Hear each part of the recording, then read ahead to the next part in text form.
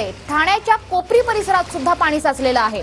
पुण्याच्या पाठोपाठ आता मुंबईकडे सुद्धा प्रशासनाचं लक्ष आहे। तर ठाण्याच्या कोपरी परिसरातनं आढावा घेतला आमच्या प्रतिनिधींनी।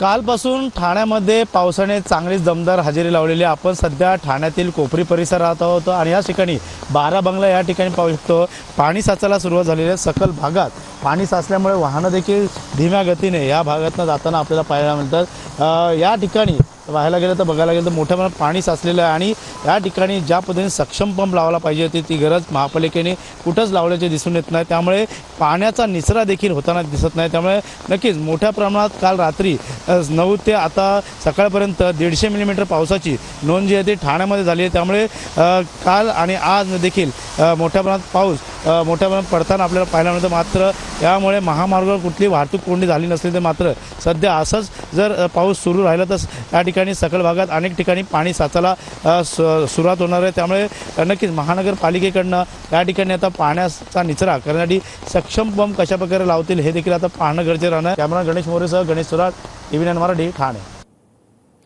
तर एकीकडे पुण्यात पावसाचा हाहाकार सुरू असताना दुसरीकडे अंधेरी सबवे हा आता वाहतुकीसाठी बंद करण्यात आलेला आहे। पुण्याच्या पाठोपाठ आता मुंबई प्रशासन हे सुद्धा अलर्ट मोडवर आहे।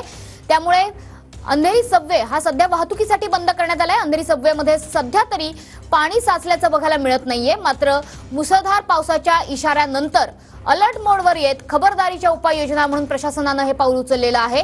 पुण्यापाठोपाठ आता मुंबईत सुद्धा मुसळधार पावसाचा इशारा देण्यात आलेला आहे। त्याच्यामुळे आज दिवसभरात मुंबईकरांना सुद्धा सतर्कता बाळगण्याचं आवाहन करण्यात येते आणि त्याच पार्श्वभूमीवर खबरदारी म्हणून अंधेरी सबवे हा वाहतुकीसाठी आतापासूनच बंद ठेवण्यात आलेला आहे।